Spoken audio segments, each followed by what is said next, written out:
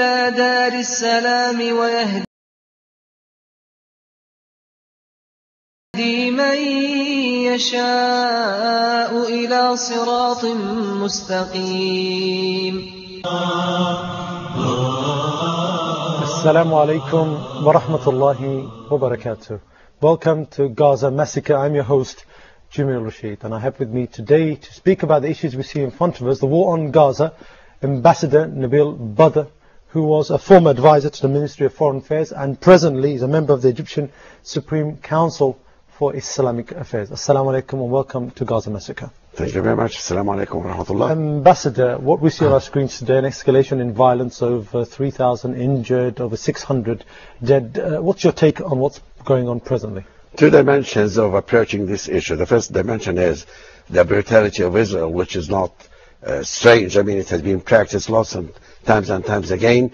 And as a matter of fact, well, they have been using a tactic, and regrettably this has been accepted internationally in certain circles, that they are reacting to the missiles coming from the Palestinian resistance. Now this takes me to the other basic dimension in my thinking, which is the core of the thing, simply the continuation of occupation. There has been an occupation going out throughout these lands. Well, peaceful attempts have not worked out the way they should. This has been ignored by the international community largely. Things have been diminished in lots of Israeli tactics to digressing and diverting attention from the basic reason of animosity, of clash, to the side issues. So today it's a ceasefire, tomorrow it's a humanitarian service. The Palestinian problem has certainly a terrible record of bad humanitarian treatment by the Israelis, but it is a political issue, and the humanitarian issue is a byproduct, certainly, to the continuation of the existing occupation. So the thing should be approached, in my view, from these two dimensions. One, to treat and to tackle as quickly as we might the issues concerned with the Gaza situation. Two, not ignoring the humanitarian issue, taking it to the world courts and to the world circles, including the Council for Human Rights in Geneva, including other approaches that might take it to criminal courts of human rights all the world around. And as a matter of fact, putting all these brutalities on the record for today and for tomorrow. That's one dimension. Two, not forgetting in the way we treat things the basic reason, continued occupation, and indeed addressing the whole world. And I think the Muslim communities all around the world should help in that the basic reason, which is an outcome of occupation, was the missiles, if they so like, and at the same time pointing out that the results of these missiles, so-called missiles as a matter of fact, was nothing compared to the brutalities and the casualties inflicted on the Palestinian civilians by the Israeli forces. Okay. We should not forget that. Ambassador, some may say that what you said is acceptable. It's something we can't forget what's going on. We've got to go through the international community, to the Islamic courts, the courts of human rights and so forth.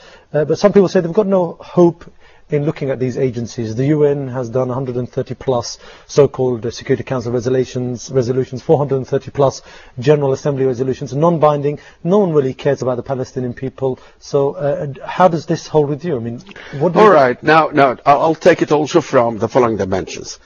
You have a point in saying what you said, certainly, about if these issues actually could be could get the vote, the adequate vote, not confronted with a veto, and as you mentioned, the record is bad here. At the same time, there's a missing point. In the technicalities of the United Nations, we can take that to the General Assembly under what they call Unity for Peace, under the 7th chapter of the Charter of the United Nations. Now, the idea of the Unity for Peace is you want to avoid the veto, so you take it to the wider forum, which is 199 countries sitting in the General Assembly, under which that thing could be turned to them, and under which a resolution could be issued from the General Assembly. In that case, should have a force, because it will be passed over to the Security Council and should be enforced accordingly in that process. Now, this takes for a lot of preparation, a lot of preparing and paving the way. This is one dimension. So the technicalities should not and have not been exhausted. The second dimension, which is not less important, this is a sort of a situation on which a build-up should start and should continue. It's not something which should be tackled instantaneously or just at the challenge of a certain image or a certain occurrence. No, because there's a build-up. The build-up from our point of view is hopefully to establish finally a peace in this part of the world. But under the circumstances of, well, loss of balance and then the support of the United States and then the ineffectual practices by the European Union, if you like. They are extending economic help, showing goodwill, etc., but they need to demonstrate really more willingness and more effect on these occurrences. And then let us look at the world at large. So from that perspective, it's something which is bound to take some time.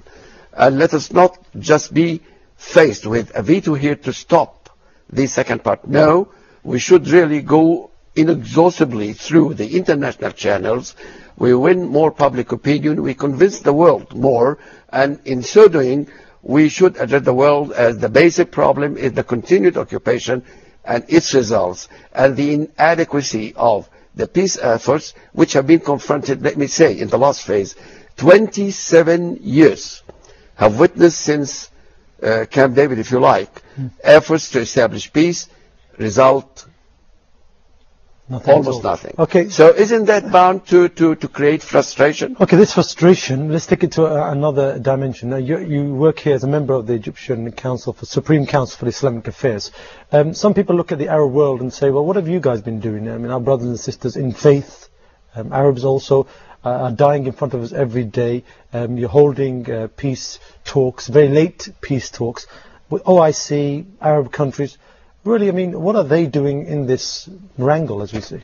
Okay, let's take it also from, number one, if you're a Muslim living in Europe, for instance, or in the United States, or in Australia, whatever, I think that the channels and the legitimacy of these democratic systems under which you live, well, happily, under democratic rule, gives you a chance to express your views. Do that. Do that. Lobby adequately. In some of the literatures I've been reading recently, and that's interesting, I'd like to transmit that on that occasion to your viewers in the Western world, well, describing, for instance, the public opinion in some circles of the United States. Some commentators have said, all right, well, that there is certain compassion for the Jewish community. They are looked at as pioneers, and then they come to an interesting point, which they say that some of the Muslim parts of the Muslim community that have claimed and wanted to show everybody that they are really integrated in the society, expressed their integration by ignoring basic political issues like the Palestinian issue. So there's a difference between being integrated, being a part of a society, sharing its hopes, sharing its woes, trying to help. And this is quite legitimate and wanted. But at the same time, it's a complete right as well to these minorities, wherever they live, at that juncture to show, express, explain. The world needs more education on that, needs really to hold up to confrontation of these massacres, of these brutalities that have really amassed lots and lots, that the people, well, the wounded and the killed are in the streets and their homes. And you have been putting Gaza, you know, not only under stress, but they have been, as you know, denied food, everything. And then the Minister of Foreign Affairs in Israel said that there is no human humanitarian crisis. I mean, this is absolutely silly. And on the BBC recently, I heard the ambassador of Israel in the UK, who was interviewed on one of these programs of the BBC that's pretty recent. It's about 2 to 3 days ago. And when the commentator said that you have inflicted such casualties that could not be compared to the so-called casualties of the missiles, or what you call missiles? Well, his answer was very strange. He said, well, how about you? In Afghanistan, you killed 35,000 and you had only 200 lost. I mean, the whole logic itself is unacceptable. Of course, that certainly was not accepted by the commentator, let me add. But let me say as well that the logic, well, that this is cheap blood, where, well, the Israelis can go ahead, can do anything, can claim, raise the banners of the missiles, and, well, everybody has to evaluate what these missiles are, or the real force and the casualties, and then to digress from the basic thing, which is continued occupation, to this channel. Now, it's a duty, and I hope they can contribute, because it's a good cause from all dimensions, political, humanitarian. It's really a message of establishing peace on sound basis. Okay, now we speak about, give some advice to the people in the West and anybody who lives in one of those states to be active, to lobby and to get the information across to the people. Absolutely. Now what about like the question I put to you about the Arab countries? What are they doing themselves to help their brethren? And this is a core question that many of our watchers, they email to us. What are they doing? They can do more. I'm sure they can do more. When I talk about the communities abroad, it does not mean that I'm quite happy with the performance which I witnessed here. Certainly, there are two issues from my point of view. When you address somebody, especially under the circumstances, you must enjoy sufficient credibility and adequate respect. And I think because of differences and lots of, well, probably not adequately concerted action, there have been lots of legitimate questions about the effectiveness of that, and that has reflected on a wider core. Now, Arab countries, the least they can say under the circumstances is really answer to the calls in the streets, more than probably the official circles, or more felt in the streets, more felt everywhere, about a really unified view. Now, the Arabs, since 2002, there was what was called the Arab Initiative, which is the project which was presented, sponsored by Saudi Arabia. Then everybody passed it over in the summit, the Arab summit in Beirut, leaders of Arab states calling for that. And what was the answer back from the Israel? No progress still, politically or otherwise. Actually, there have been dubious possessions as far as their acceptance of that initiative itself. In other words, the message is this. They think their peace, from their point of view, is defining what they accept at the expense of everybody else.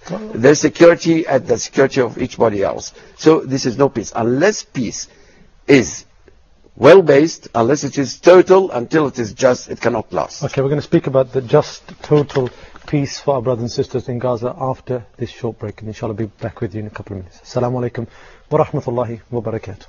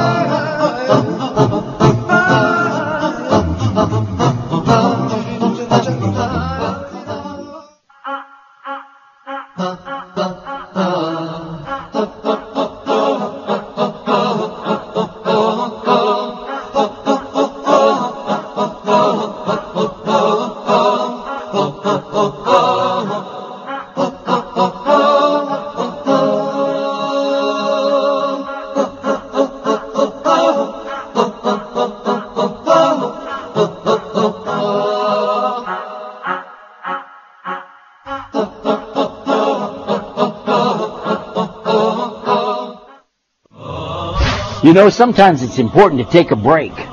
We need to take a break. Take a break from what?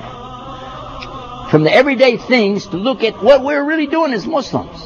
That's why we said we really need to have this program for you and for me to take a break right here on Huda TV. Stay with us because we've got a lot coming up on Take a Break.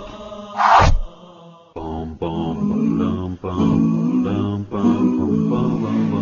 if you look into the early tafsir, early exegesis of the Quran, you will find that all the Mufassirin were trying to find out where are the 7 earths. Earthquakes, natural or artificial, can delineate the boundaries between 7 different zones within the earth. The conclusion that we have 7 different layers within the earth came to notice only in the 20th century. The true believer would prostrate down in obedience to Allah subhanahu wa ta'ala. The blessings of that prostration will reach the 7th earth.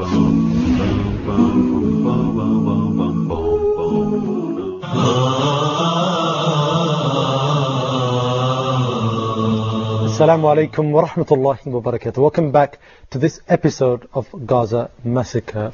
Ambassador Nabil Badr, we spoke about peace just before the break. We're coming towards peace. We have a certain president, a soon-to-be president-elect of the United States, Barack Obama, who's not saying much about what's going on. But one thing is sure, he says that he's got a lot to say after he comes into office. He spoke a lot about peace in his run-up to his campaign and throughout his campaign in the Middle East. Do you really think America, with Barack Obama, America, the country that supports Israel blindly, is really looking for peace in the Middle East? It's got a lot to gain by keeping it in the way it is. Well, I shall quote you here by the end of the words. Does America has a lot to win of peace? I think yes. I think that stabilizing the situation in this part of the world, considering all the dimensions, including also the oil dimension, etc., etc., etc., is good for the United States. But if anyone or any analyzer reads Barack Obama as 360 degrees different from George Bush, who would go astray. No, this is not the case. United States thinks that Israel is an important basis in this part of the world. As a matter of fact, under that context, and Israel has been trying to sell that under the Bush administration a lot and exploiting it to the maximum, that look, Muslims are bad, they are terrorists, and if at the time of the Cold War, Israel was being among the realistic reasons sponsored by the United States, looked at as a barrier between the Soviets and this part of the world. Now, Soviets, the Cold War is over, but still, Israel is trying to sell itself directly, or sometimes if you read their political literature carefully, directed to the West under the context that, look, we are like you, you are democratic, we are democratic, you have human rights, so they claim, so we do, we have freedom of expression, so you do ta-ta-ta, and then look at these people, no, they are different, they are not like us, they are different from you, they are terrorists.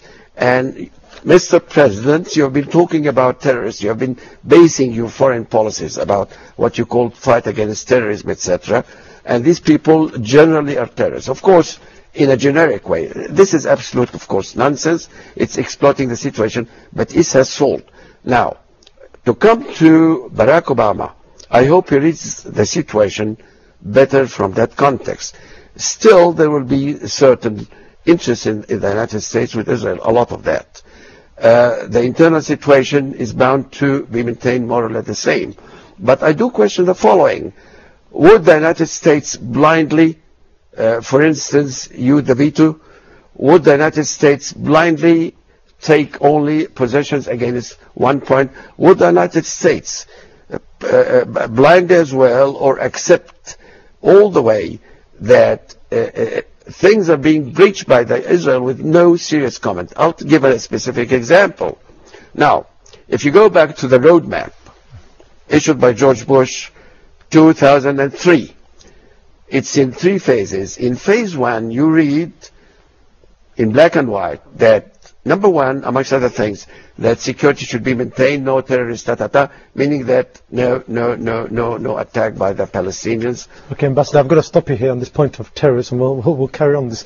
I've got with me Dr. Ahmed Saifuddin from the Kingdom of Saudi Arabia. Assalamu alaikum, Doctor.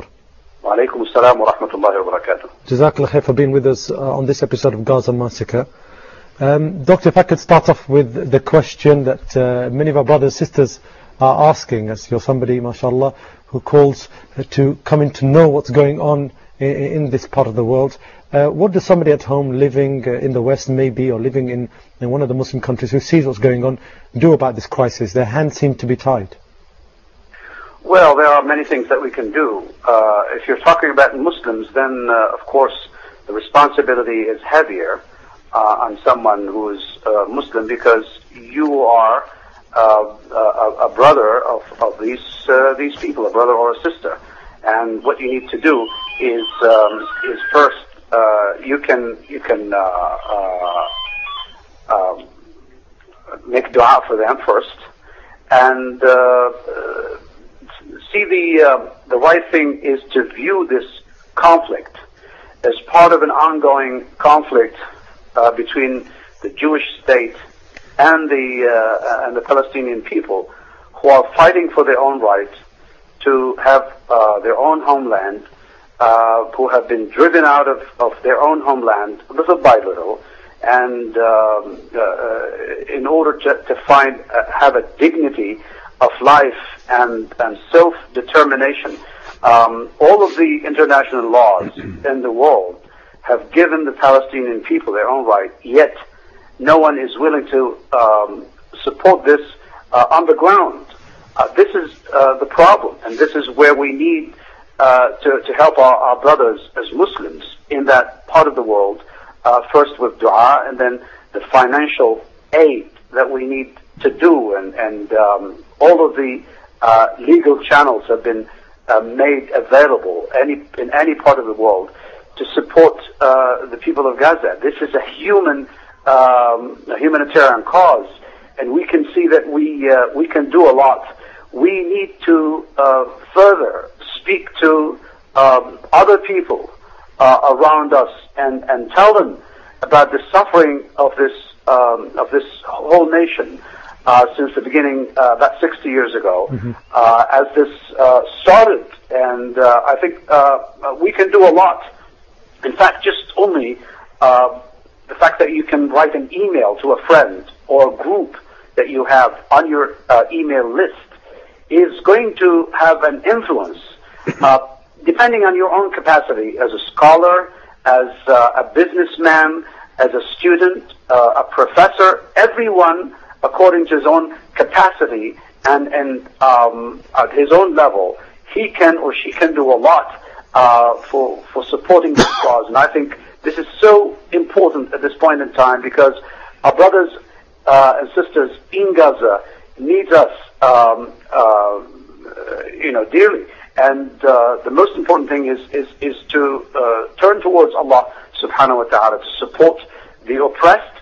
And we can do this in our prayers. We can do this with dua and supplication, particularly at times when the door for answering is open.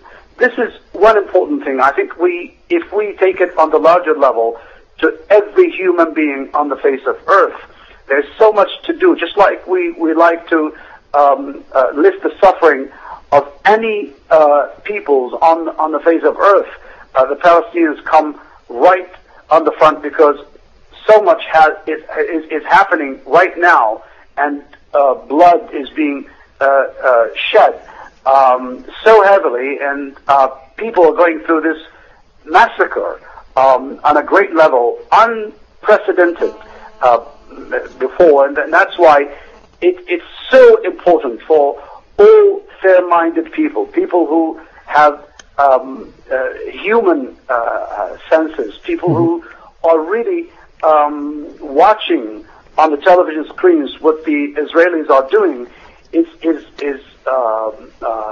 abhorring, and we cannot really accept this, and we need to stand by these people, donating to them as much as we can, supporting them, creating some pressure on our own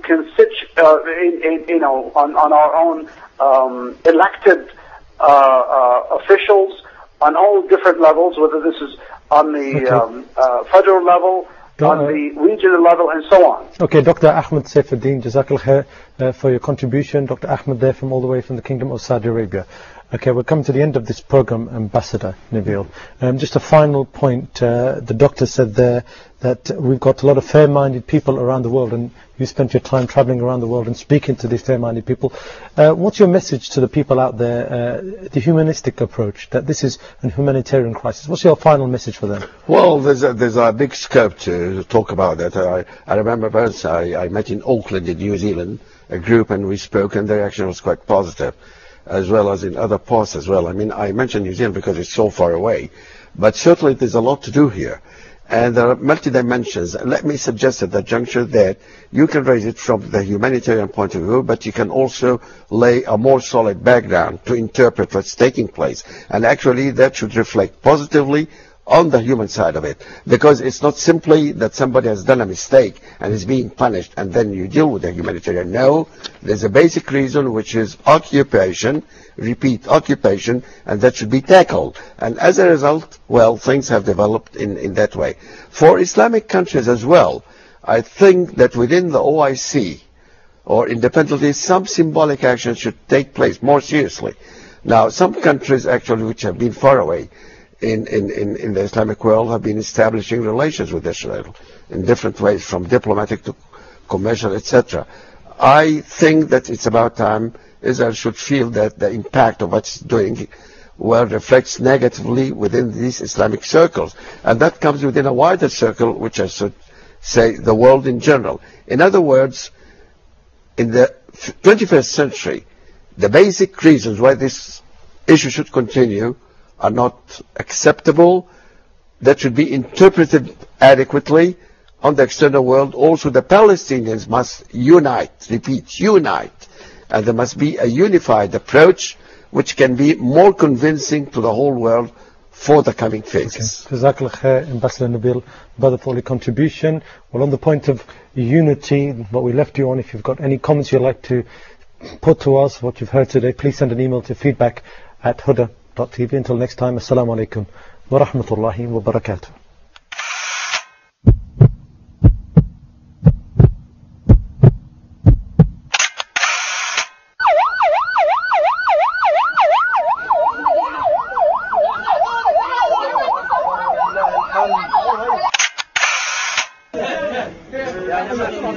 Yeah,